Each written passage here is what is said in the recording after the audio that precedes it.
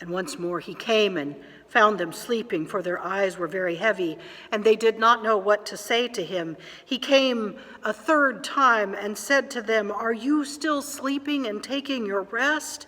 Enough!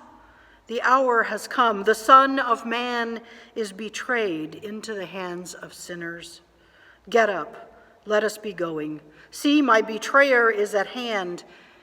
Immediately while he was speaking, Judas, one of the 12, arrived, and with him there was a crowd with swords and clubs from the chief priests, the scribes, and the elders.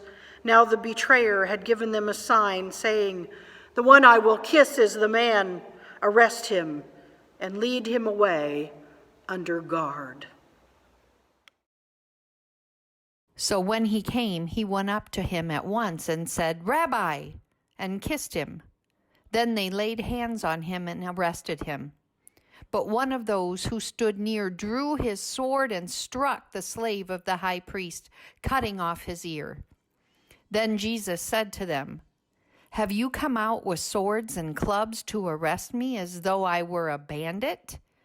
Day after day I was with you in the temple teaching, and you did not arrest me. But let the scriptures be fulfilled." All of them deserted him and fled. Peter had followed him at a distance right into the courtyard of the high priest, and he was sitting with the guards, warming himself at the fire. Now the chief priests and the whole council were looking for testimony against Jesus to put him to death, but they found none.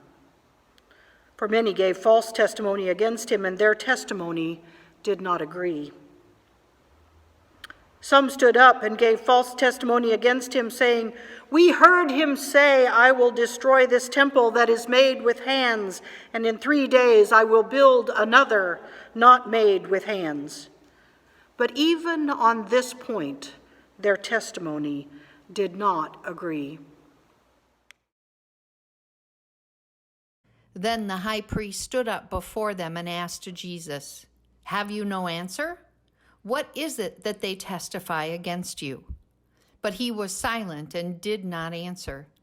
Again, the high priest asked him, "Are you the Messiah, the Son of the Blessed One?" Jesus said, "I am. And you will see the Son of Man seated at the right hand of the power and coming with the clouds of heaven." Then the high priest tore his clothes and said, "Why do we still need witnesses? You have heard his blasphemy.